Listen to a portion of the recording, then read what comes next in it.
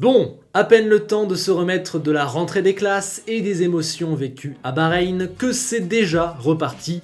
Ce week-end, dès vendredi, les Formule 1 sont à Jeddah pour le deuxième Grand Prix d'Arabie Saoudite de l'histoire, quelques mois après le premier en décembre dernier, où Max et Lewis nous avaient offert une partie de flipper géant et où Esteban s'était lancé en tête lors d'un restart. Cette piste, vous la connaissez, c'est un sacré défi, 27 virages et un peu plus de 6 km avalés à 250 km/h de moyenne, le tout avec des murs juste à côté de la ligne blanche. Certains pilotes parlent d'un Suzuka avec des murs. Qui se fera piéger? L'an dernier, on avait eu le droit à pas mal d'accidents, de gros points peuvent se perdre ou se gagner là-dessus. Personnellement, vous savez ce que j'en pense, je trouve le circuit un poil au-delà de la limite en termes de sécurité, à cause de nombreuses parties à l'aveugle et d'une vitesse souvent trop inutilement élevée. Souvent, quand il y a un accident, il n'y a qu'à prier pour qu'il n'y ait pas de graves conséquences ou des surconséquences. Mais bon, j'ai déjà fait une vidéo là-dessus, je vous y renvoie. Notons tout de même que suite aux remarques des pilotes, des modifications ont été apportées pour améliorer la visibilité et pour reculer certaines barrières d'1,5 mètre à 2 mètres. Ce sera le cas dans les virages 2, 3, 14 et 21.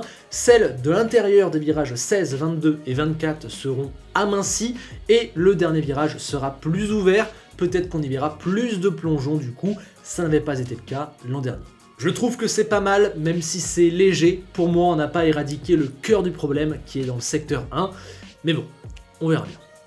Ce deuxième tracé va-t-il bouleverser l'ordre des choses? Nous ne sommes qu'au tout début d'une nouvelle réglementation. Chaque donnée relevée ou réglage essayé sur la piste peut faire bouger la hiérarchie.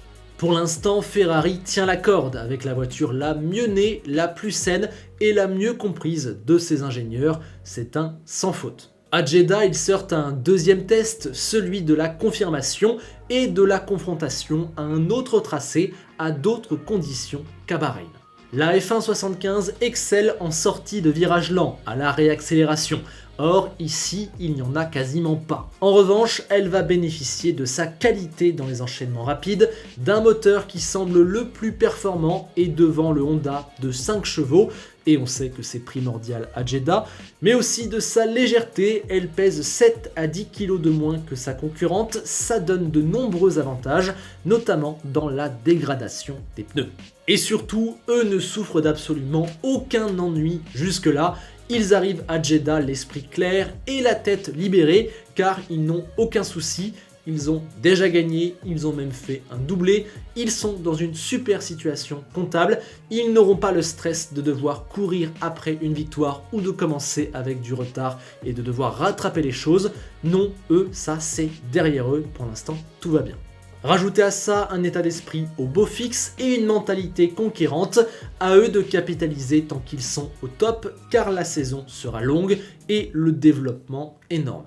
J'ai aussi hâte de voir comment Sainz évolue, lui qui s'habitue doucement au très haut niveau et qui prend petit à petit son aise avec une voiture qu'il maîtrise moins aisément que son coéquipier.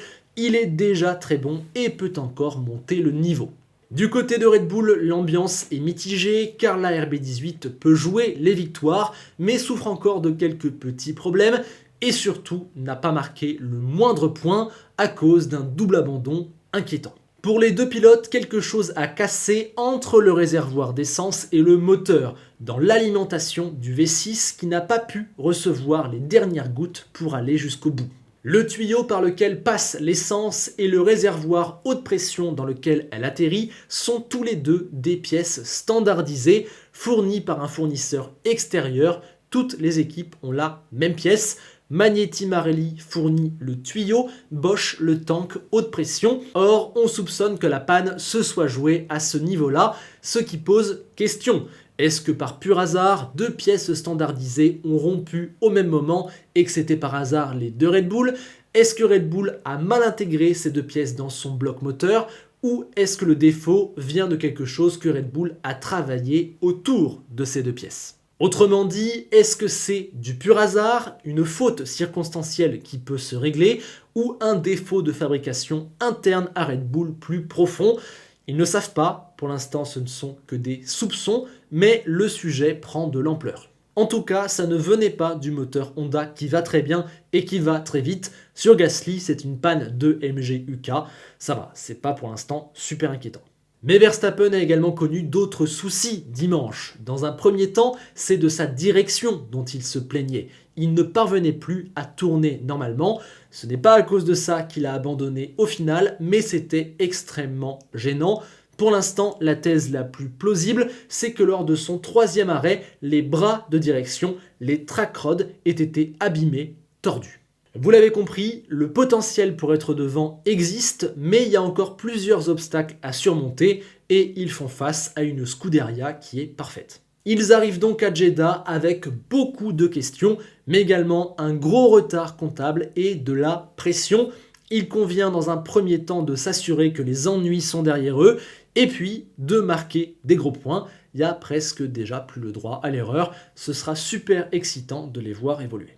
Mercedes, elle n'a pas fait d'erreur dans l'évaluation de sa performance à Bahreïn et a considéré ce premier Grand Prix comme un test.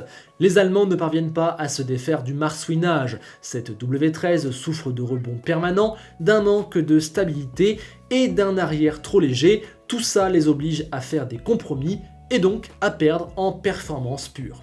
Leur moteur pose aussi question, on le voit au niveau des speed traps, mais également au niveau des performances de leurs clients. Pour le moment, dur d'être catégorique, mais il semblerait effectivement qu'il y ait un temps de retard.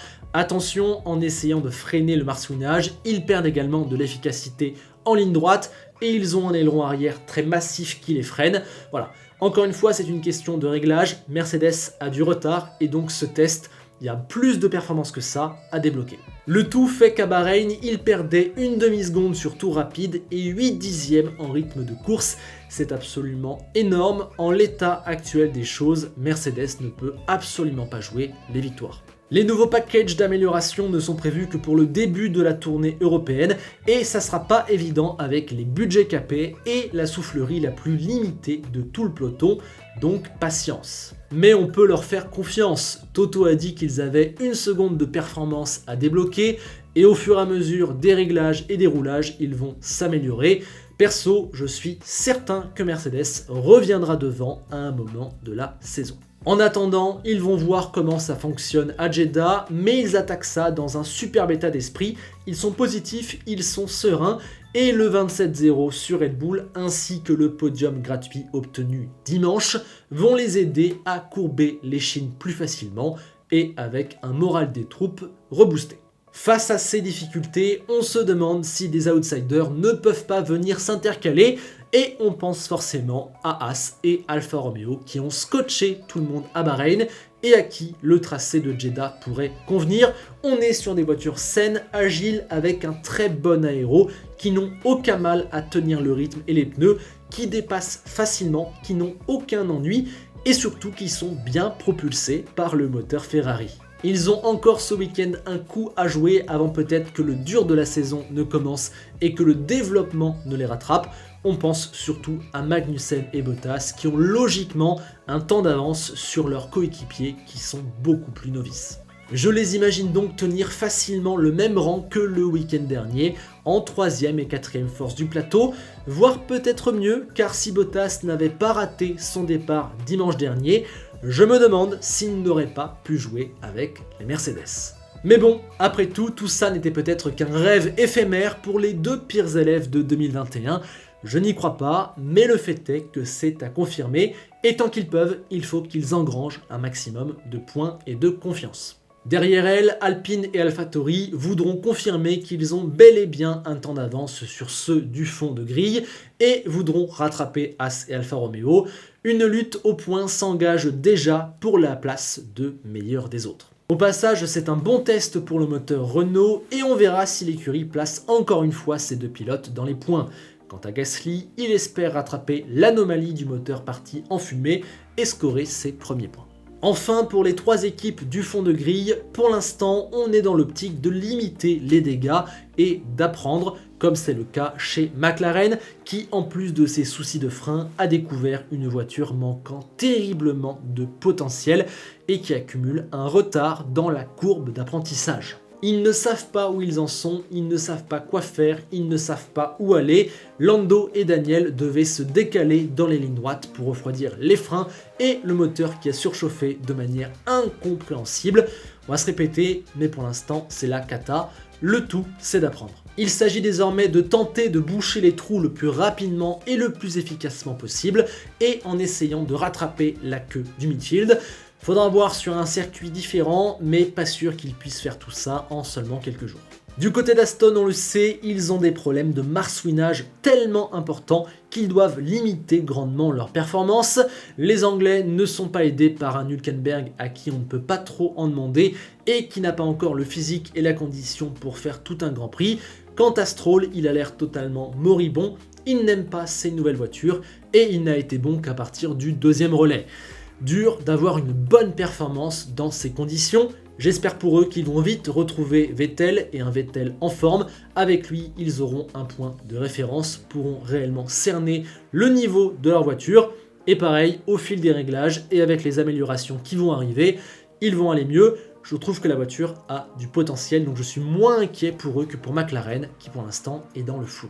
Enfin, Williams affiche un visage un peu triste car ils sont juste pas performants, sans avoir de soucis particuliers. Reste que j'ai vu du très bon par moment dans le week-end d'Alexander Albon, en plus c'était seulement son retour, peut-être donc que la voiture a du potentiel, on verra, il a pu dépasser, il a pu se mêler à la lutte avec quelques autres pilotes, pas si loin des points. Quant à notre ami Nicolas Latifi, encore une fois, on l'attend de pied ferme. Qui gagnera ce deuxième Grand Prix? Aurons-nous droit à un épisode 2 dans la bataille entre Verstappen et Leclerc? Qui sera sur le podium? Quelles écuries relèveront la tête? Lesquelles s'enfonceront encore plus dans leurs soucis ce week-end? Ce sont toutes les questions qu'on se pose et que je vous pose dans les commentaires de cette vidéo qui touche doucement à sa fin. Pour la stratégie, on surveillera de très près l'undercut qui est extrêmement puissant et qui peut permettre de redonner une track position, mais avec sa configuration de circuit et ses zones DRS, Jeddah peut offrir des duels de dépassement à tous les échelons et à tous les moments de la course. Niveau pneus, Pirelli amène sa gamme médium, on aura encore sûrement au minimum 2 arrêts, de quoi espérer un Grand Prix qui se joue à plusieurs moments de la course. Voilà, vraiment je pense qu'on a tous les ingrédients pour réussir et on n'est qu'au début de la saison, on est au 1/23e de l'histoire, les choses peuvent bouger très vite en Formule 1, c'est également super excitant.